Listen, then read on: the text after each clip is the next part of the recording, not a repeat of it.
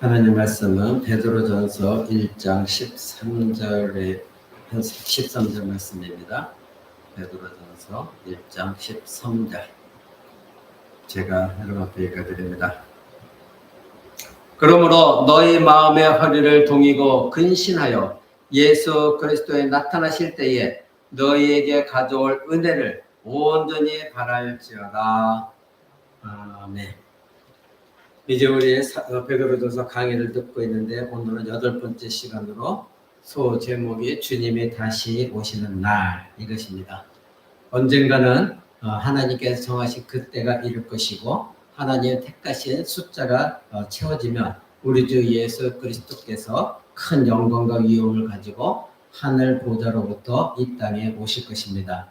그리스도께서는 스스로 산자 죽은 자를 심판하러 심판주로 오실 것이고 그리고 이 세상 옛 세상을 정결케 하심으로 말미암아 이제는 모든 것 깨끗이 씻으셔서 불 가운데 두실 것입니다.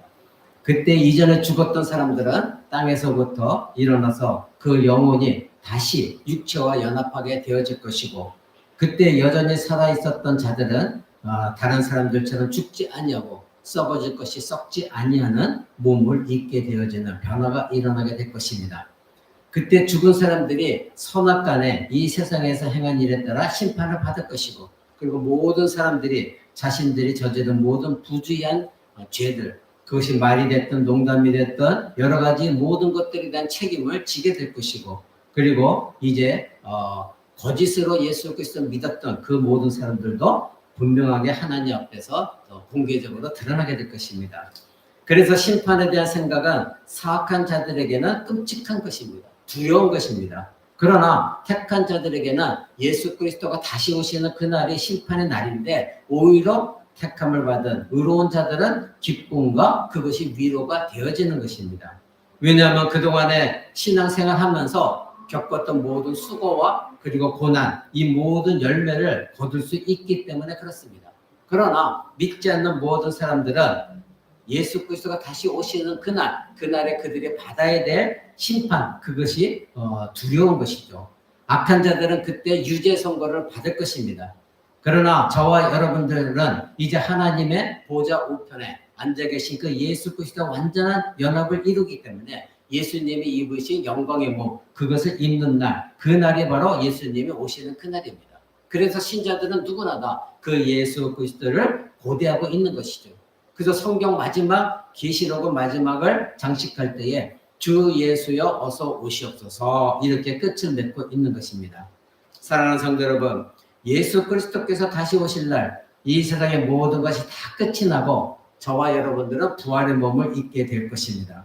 그리고 우리 주 예수 그리스도가 영원히 왕노릇할 것이다. 이것을 우리는 알고 있습니다.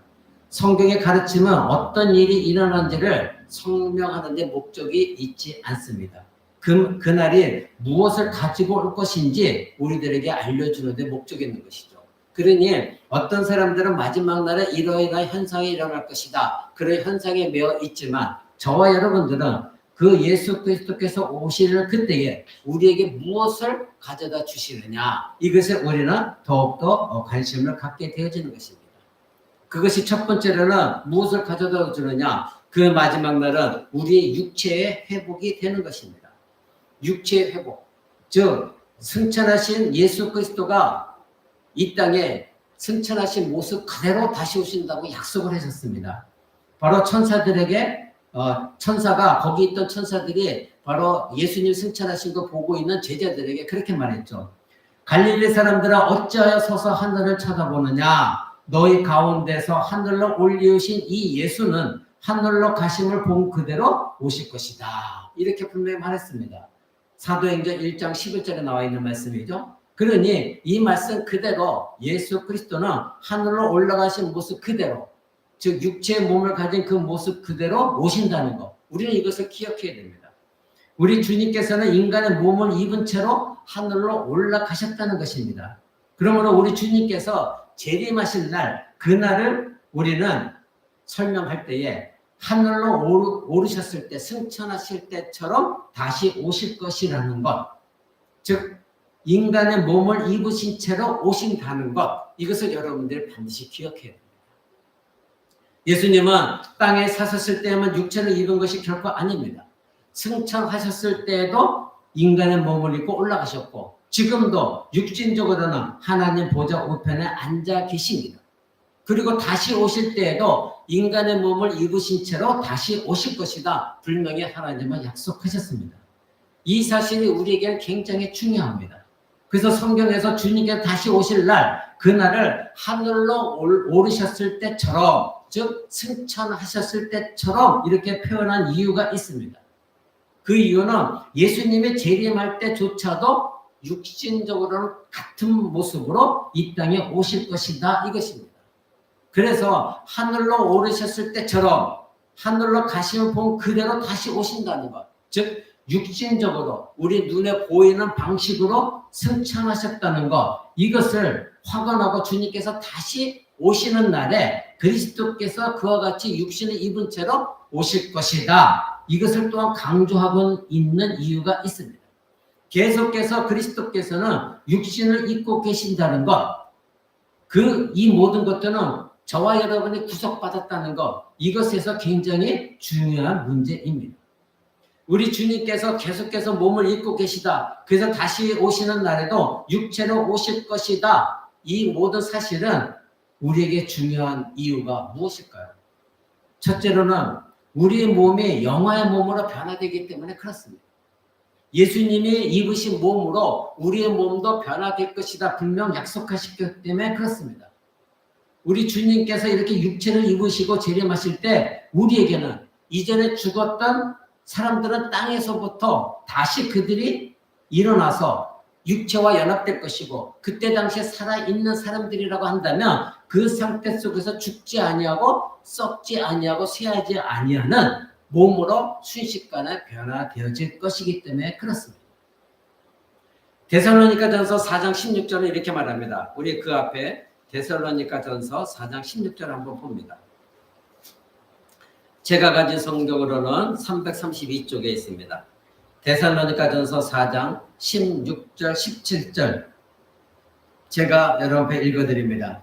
주께서 호령과 천사장의 소리와 하나님의 나팔로 친히 하늘로 쫓아 강림하시리니 그리스도 안에서 죽은 자들이 먼저 일어나고 그 후에 우리 살아남은 자도 저희와 함께 구름 속으로 끌어올려 공중에서 주를 영접하게 하시리니 그리하여 우리가 항상 주와 함께 있으리라. 이렇게 분명히 성경은 말하고 있습니다. 주님께서 다시 오시는 날에는 예수님만 이전에 몸, 육체를 입는 것이 아닙니다. 우리 주님이 육체로 오시는 날에는 이미 죽었던 사람들도 다시 육체를 입게 되어진다. 이렇게 성경 말하고 있죠. 그러니까 이미 죽었던 사람들은 현재 영혼만 천국에 있는 것이고 몸은 땅에서 이미 썩었거나 아니면 썩고 있는 중입니다. 그러나 주님께서 이들의 육체를 다시 회복시키신다는 거예요. 다시 회복시키시고 이제 하늘에 있던 이들의 영혼은 땅에서 되살아난 몸, 다시 살아난 몸과 연합되어져서 다시금 이전의 몸으로 변화되어지는 그 상태가 되어진다 이겁니다. 근데 그 상태로 되어지는 몸은 예수님이 입으신 영화의 몸처럼 변형되어진다 이겁니다.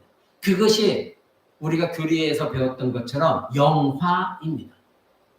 그리고 주님께서 오실 때 살아있는 자들은 이미 몸과 영혼이 연결되어진 채로 있기 때문에 죽었던 자들처럼 영과 육체가 새롭게 연합될 필요는 없습니다. 그러나 성경은 그런 사람들의 육체도 다시 변화시키신다. 그럴 필요가 있다 이겁니다. 어떻게 변화되어집니까? 우리는 만약에 이대로 우리가 존재한다면 예수님 오시기 전에는 죽어서 썩어질 것입니다. 몸이.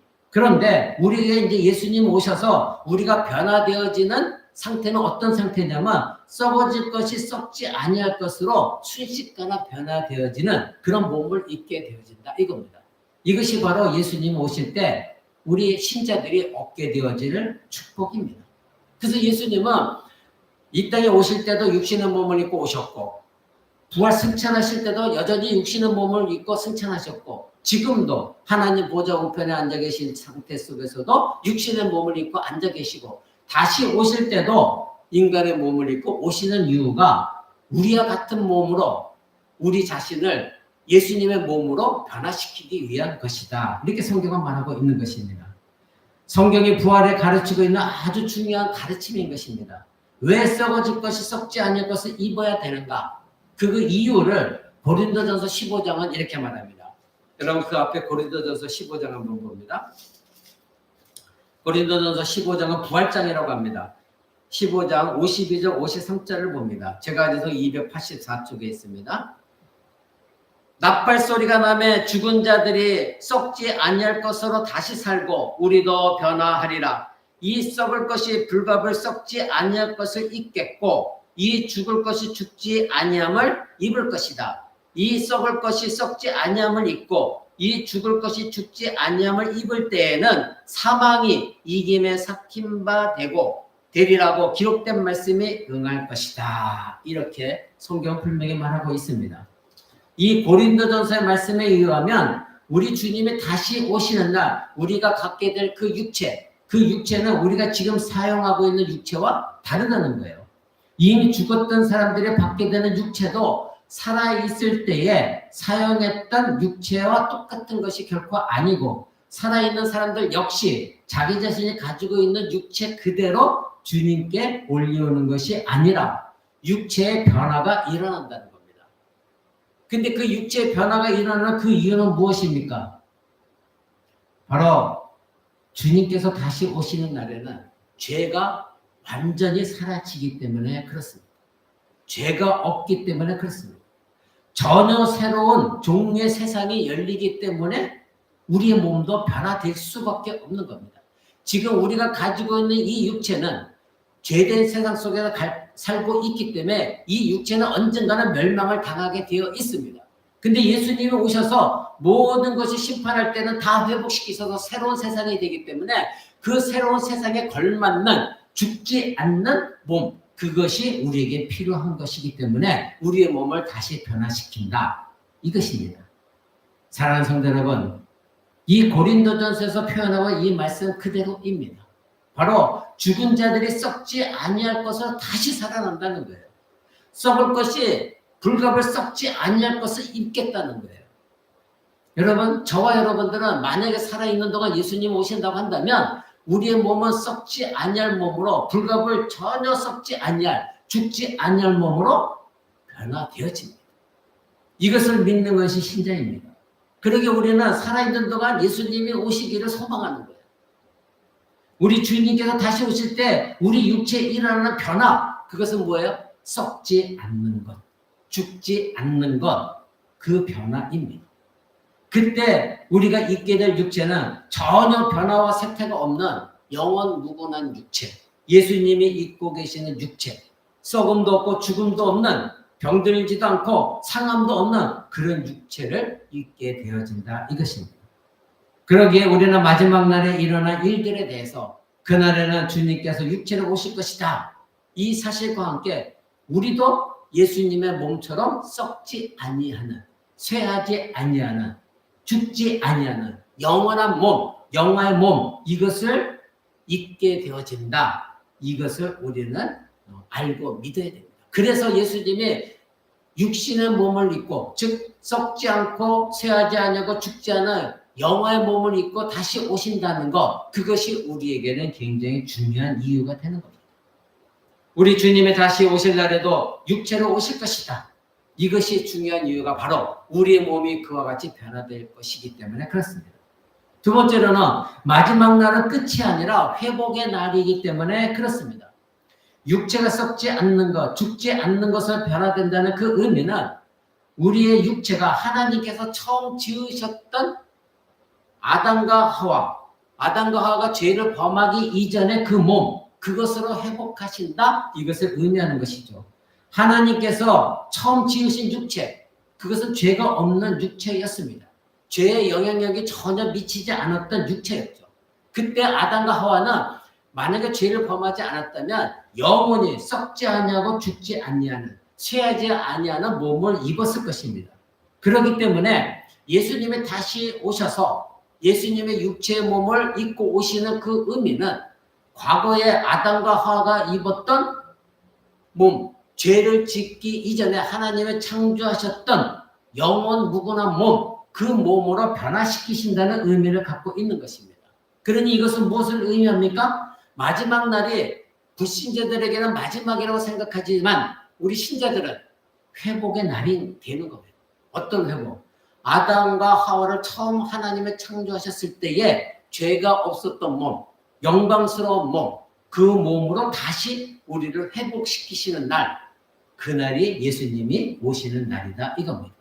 그러니 마지막에는 하나님께서 창조하실 때 궁극적으로 의도하셨던 일, 그것이 완전한 모습으로 우리를 회복시키신다 이겁니다. 그래서 이 날은 하나님께서 보실 때에 하나님의 그 구속 계획이 완전히 성취되어지는 날이 됩니다.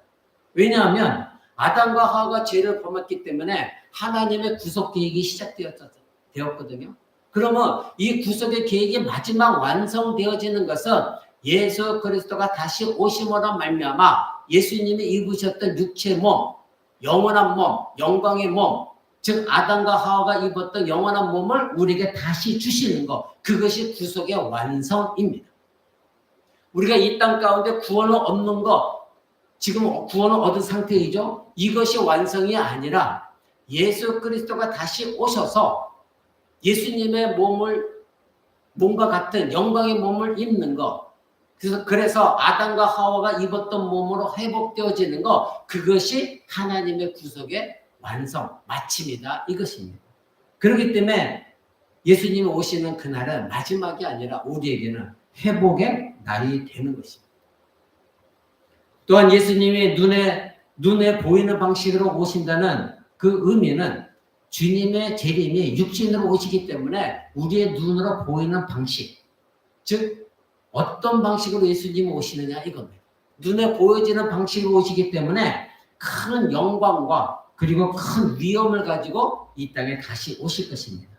그래서 아까 우리가 읽었던 데살로니가 전서 4장 16절은 이렇게 말합니다.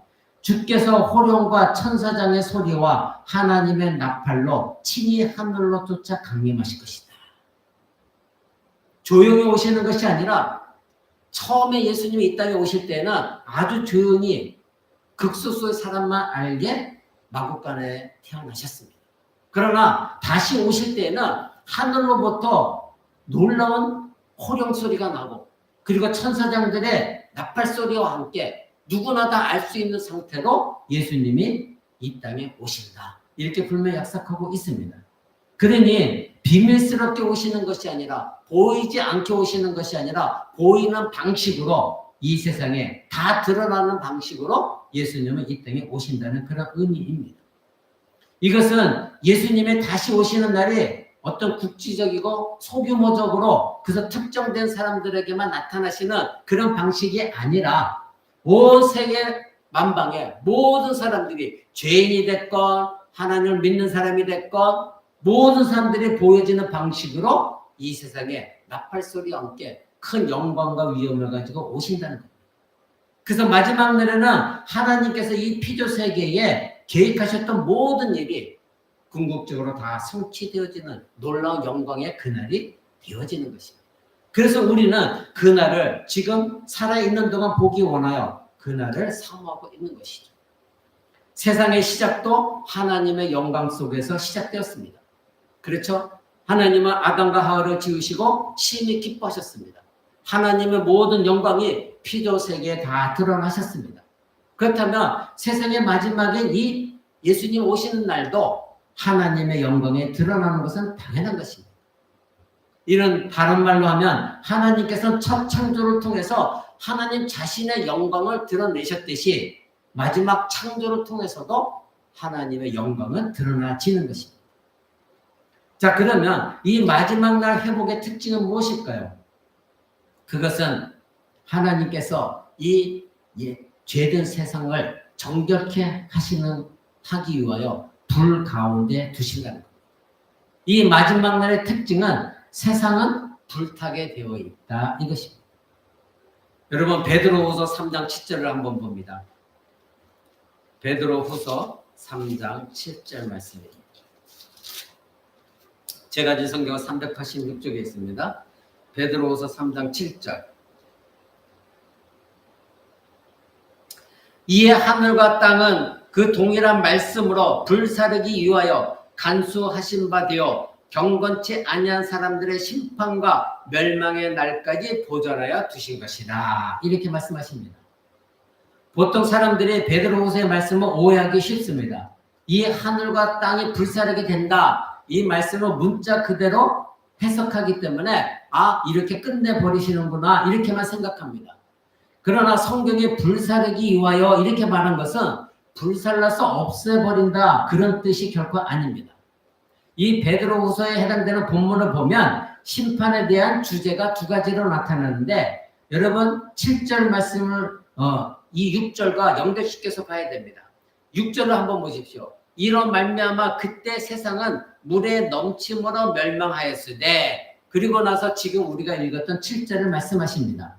이로 말미암아 그때 세상은 물에 넘침으로 멸망하였을 때 이제 하늘과 땅은 그 동일한 말씀으로 불사르기 위하여 간수하였다. 이렇게 말하고 있습니다. 그러니 예수님의 마지막 오시는 날은 어느 때와 비슷하다는 겁니까?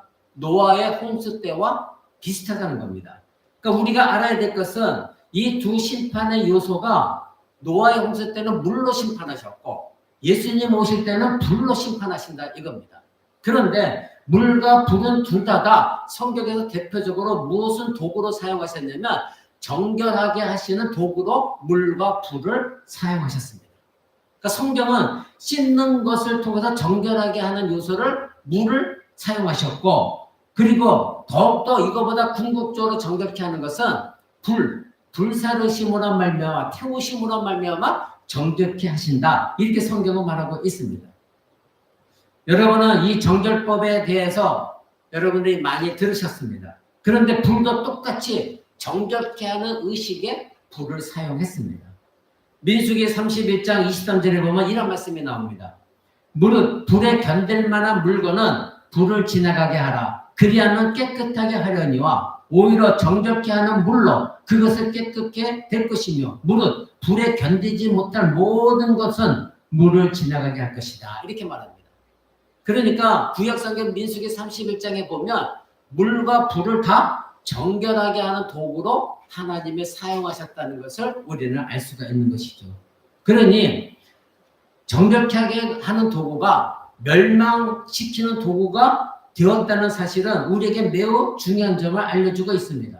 바로 하나님께서 사용하시는 이 멸망에 대한 도구는 멸망을 통해서 완전하게 없어버리는 것, 거기에 목적이 있는 것이 아니라 무엇입니까? 멸망시켜서 완전히 그들을 사라지게 하는 것이 아니라 하나님은 그 멸망을 통해서 어떻게 정결하게 깨끗하게 하시는데 목적이 있다는 것을 우리는 알아야 돼요. 근데 대부분 사람들은 예수님 다시 오시면 모든 것이 멸망하여 다 사라진다 이렇게 생각해요. 근데 성경은 그렇게 말씀하시는 것이 아니라 예수님이 다시 오실 때 모든 걸 멸망당하지만 멸망당하는 목적이 어디에 있느냐? 모든 것을 다 새롭게 정결하게 하기 위한데 그 목적이 있다 이것입니다. 그러니 다시 불사른다는 베드로후서의 말씀은 우리 하나님을 믿는 모든 신자들을 다시 정결케 하시고 이 피조세계에 깃들어 있는 모든 죄가 사라지면서 불로 완전히 정결케 되어지는 구약성경에 말하는 완전히 정결시키는 그 일이 일어난다는 거예요. 그러니까 멸망 뒤에는 모든 것이 끝나는 것이 아니라 새롭게 정결케 되어지는 세상이 되어진다 이것입니다. 그 가운데 저와 여러분이 정결한 몸, 영화의 몸을 입는 그 상태 속에서 그 세상에 들어가게 된다 이것입니다. 사랑하는 성도 여러분, 이것이 베드로후서가 말한 바로 노아의 홍수 그리고 하나님이 예수님이 재림하셨을 때에 임하게 될 심판, 불의 심판을 같이 놓고 말한 이유가 바로 이것입니다.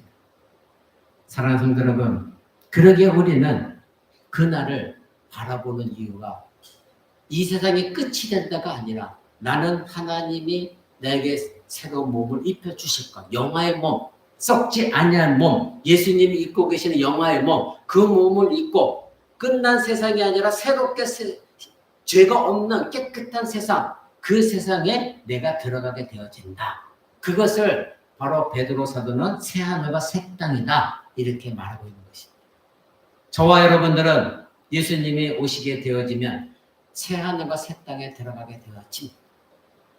왜냐하면 우리 주 예수 그리스도의 십자가 보혈로 이미 깨끗이 씻은 바 되어졌고 우리가 사는 날 동안 그 믿음을 지켰고 그런 신자들에게 마지막 날 예수님이 오셨을 때에 불의 심판이 일어날 때에 저와 여러분들 그 불로 말미암아 더욱더 정결케 되어지고 이 세상은 불의 모든 것에 탈 것인데 그 불에 타는 것은 이 세상에 사라지는 데 목적이 있는 것이 아니라 불로서 새롭게 정결케 하여서 새하늘과 새 땅에 새로운 영화의 몸을 입고 있는 저와 여러분들이 들어가게 하시는 것입니다.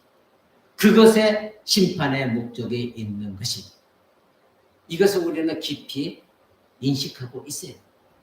그러므로 우리는 마지막 날에 이 세상을 태워버리는 불이 그 대상은 무엇이 된다는 것을 알아야 됩니까?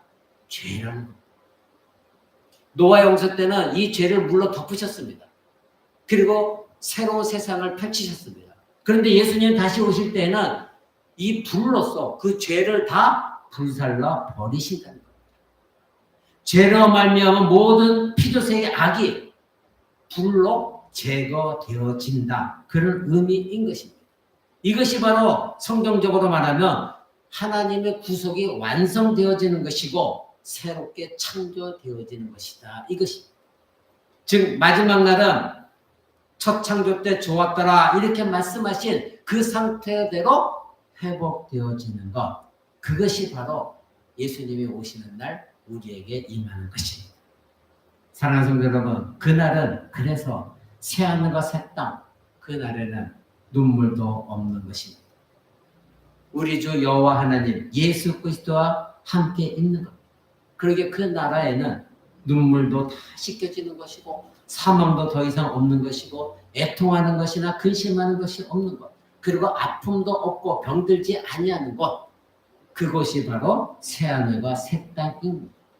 그곳에 우리가 영화의 몸, 예수님이 입고 계신 그 몸을 입고 그 땅에 들어가게 된다 이겁니다.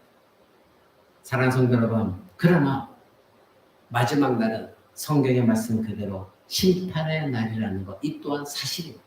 심판의 날입니다. 우리는 이 심판이라는 말을 부정적으로 보는 경향이 많이 있습니다. 그래서 심판은 나쁜 것, 벌 주는 것, 나쁜 것에 대해서 하나님 보복하는 것 이렇게 생각할 때가 많이 있습니다. 그러나 성경에 말하는 심판이라는 것은 재판이라는 의미를 갖고 있습니다. 그래서 성경에서 이 심판은 어떤 결과론적인 징계라는 것보다는 오히려 징계가 아니라 상당한 것, 정당한 것, 그것으로 되돌리는 것, 그것을 의미하는 겁니다. 즉 원래 상태로 되돌리는 것, 그것이 심판입니다. 그래서 우리가 심판을 생각할 때에 기억해야 될 것은 하나님의 마지막 날 이 심판을 통해서 드러나는 것 역시 하나님께서 모든 것을 주권자로서 행사하신다는 것. 왜냐하면 모든 재판하는 권세는 누구만 갖고 계십니까? 하나님만이 갖고 계시기 때문에 하나님께서 모든 것의 주관자이시다. 이것을 우리는 알아야 됩니다. 그러니 심판에 대한 생각은 사악한 자들에게는 아주 끔찍하고 두려운 것이에요. 그러나 저와 여러분처럼 예수 그리스도를 믿은 의로운 자들, 택함을 입은 자들에게는 이 심판이 큰 기쁨과 위로가 되어지는 거예요. 왜? 이것은 이 재판이기 때문에 다시 원래 상태대로 돌리기 때문에 그렇습니다. 그래서 우리에겐 기쁨과 위로가 되어지는 거예요. 이 심판이란 끔찍하고 무서운 것이기보다는 모든 것이 정상적인 상태로, 의의 상태로, 올바른 상태로 돌아가는 것이기 때문에 죄인들에게는 끔찍하지만 저와 여러분들에게는 기쁨이며 위로가 되어집니다. 그러므로 이 심판의 날은 현재 악을 행하고 있지만 악에 대해 대가를 받지 않고 세상에서 부귀와 영화를 누리고 있는 이 모든 사람들에게는 잘 나가고 있는 것 같지만 이 사람들에게는 너무나도 무서운 멸망의 날이 될 것입니다. 그들에게는 회복이 없기 때문에 그렇습니다. 그들에게는 모든 것이 의의 방편으로 하나님의 의로움으로 돌아가기 때문에 자기 자신들이 설 곳이 없기 때문에 그렇습니다. 그들에게는 그래서 끔찍한 거예요. 그러나 반대로 저와 여러분처럼 하나님의 뜻을 따라 살아가고 예수 그리스도를 믿는 의로운 사람들이기 때문에 이 땅에서 비록 지금 불공평한 삶을 살고 있습니다. 손해를 보고 살고 있고 고난도 받고 핍박도 받고 있고 예수를 믿는다는 것 때문에 희생해야 될 것들이 너무나 많아요. 힘들게 살아갑니다. 그러나 저와 여러분들에게 이와 같이 힘들게 살아가고 있지만 예수님이 다시 오시는 마지막 날, 심판의 날이 우리에게 기쁨이요 위로의 날이 되어지는 이유는 이 모든 의로운 사람들을 원래 의로운 세계로 하나님이 돌리시기 때문에 더 이상 그곳에서는 우리가 손해볼 일도 없는 것이요. 고난도 핍박도 예수 그리스도 믿는다는 것 때문에 우리가 좌절과 절망도 우리에게는 아무것도 없다는 거. 오히려 우리에게는 하나님의 의의 면류관만이 기다리고 있기 때문에 우리에게는 그것이 기쁨이 되어진 것입니다. 사랑하는 성도 여러분, 아모스서 구약의 아모스서에 보게 되어지면 하나님의 날이 이 땅에 임할 때에 끔찍함을 당하게 될 사람들에 대해서 성경에 나와 있습니다. 찾지 않고 제가 읽어드릴게요. 내가 그날은 그 남은 자를 칼로 사륙하리니 그 중에서 하나도 도망하지 못하며 그 중에서 하나도 피하지 못하리라.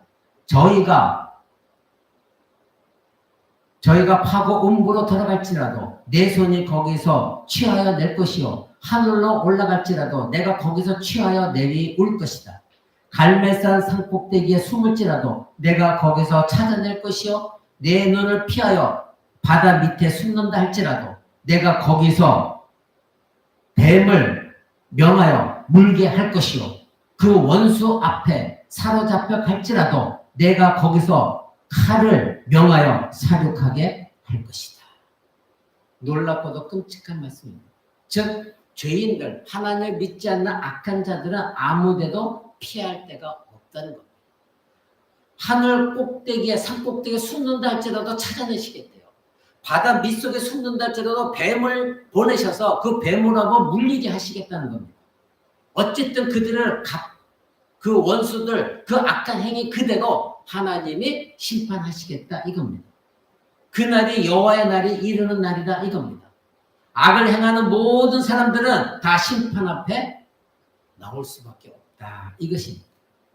그러나 이어지는 말씀을 보게 되어지면 하나님은 이 악인들의 심판을 통해서 이스라엘 백성들, 즉 저와 여러분처럼 영적인 이스라엘 백성들을 건지시고 구원하시겠다 이렇게 약속하십니다. 아모스 9장 11절 15절을 제가 읽어드립니다.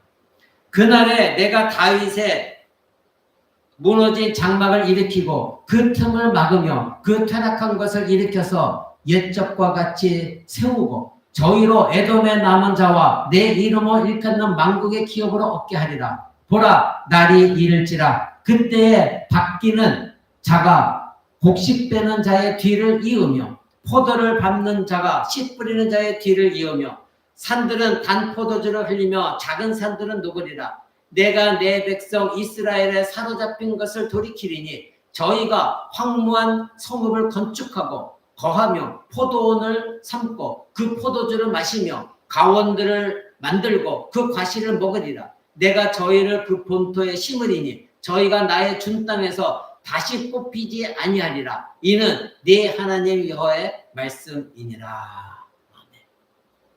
결국 하나님께서 심판의 날에 행하시는 것은 하나님의 의의 회복입니다. 악한 자들은 어떻게든 찾아내서 그들을 심판하시고 멸망시키시지만 그러나 하나님의 거룩한 백성들은 포도밭에서 포도의 과실을 얻게 하신다 이겁니다. 그 난리통에서도 하나님 믿지 않는 악한 자들은 신음소리 내며 비명을 지르며 하나님의 심판을 받고 있는 그 상황 속에서도 하나님의 거룩한 백성들에게는 평화롭게 포도원에서 포도를 얻을 수 있도록 하시겠다 이것입니다. 사랑하는 성도 여러분, 종교개혁이 일어났던 시대는 박해의 시대였습니다. 수많은 사람들이 로마 교회, 즉 오늘날로 로마 캐톨릭을 지지하지 않는다는 이유로 기독교를 믿고 예수 그리스도만이 구원이라는 것을 믿었다는 이유로 그리고 그러한 책을 썼다는 이유로 벽보를 붙였다는 이유로 그러한 신앙 고백했다는 이유로 투옥되고 고문당하고 기름에 튀겨 죽고 목이 잘리고 팔이 절단되어지고 엄청난 고문 속에서 죽음을 당했습니다. 오늘날 우리들이 신앙생활하는 상태와는 전혀 다른 상황이었습니다. 우리는 예수 그리스도를 믿는다는 것 때문에, 그리고 주님이 다시 오신다는 걸 믿는다는 것 때문에 때로는 고통당하고 양보하고 희생당할 때도 있습니다. 그럴 때 우리의 닥치는 고난 때문에 우리는 얼마나 힘들어하고 좌절과 절망감을 겪습니까? 그러나 우리가 예수 그리스도를 믿는다는 것 때문에 당하는 이 지금의 고난이 종교개혁 당시에 예수 그리스도를 믿었고, 그리고 예수님 다시 오신다는 굳건히 믿는 이런 신앙 고백 때문에 엄청난 고문을 당했던 그때의 성도들과 비교했을 때 우리들이 지금 당하는 고난은 아무것도 아니라는 것입니다. 그 종교개혁기 때에 그들이 고난당했던, 학대당했던, 순교당했던 그들이 무엇을 바라보고 그것을 참아냈을까요? 그것은 바로 주 예수 그리스도가 다시 오실 날 그들이 얻게 되어질 영화의 몸, 하나님이 다시 회복하실 새하늘과 새 땅, 하나님의 영광, 예수님이 입으신 몸처럼 다시 변화되어질, 그래서 썩지 아니하고 쇠하지 아니하고 더럽히지 아니하는 영원한 그리스도의 몸을 입게 되어질 그날, 예수님을 만난 그날을 바라보았기 때문에 그들은 견뎌나갈 수가 있었던 것입니다. 올바른 신앙의 핍박을 받고, 그리고 하나님의 말씀이 없고 불의가 횡행한다 할지라도 그러한 세상 속에서 신앙을 지키는 성도들은 심판하시는 그 하나님을 눈을 들어 바라봤습니다. 언제 하나님의 심판의 날, 예수 그리스도 오시는 그날이 올까? 믿지 않는 악인들에게 그날이 끔찍한 날이지만, 그러나 예수 그리스도를 바라보는 성도들의 눈에는 기쁨이요 위로의 날, 그날이 하나님의 심판의 날이었습니다. 그날을 바라보며 그들은 순교를 당했던 것입니다. 심판의 날은 하나님의 왕권이 완전하게 드러나는 날입니다. 우리 주님이 다시 오시는 그날, 왕권을 가지고 오시는 그날입니다. 그래서 우리는 그날을 사모하고 있는 겁니다.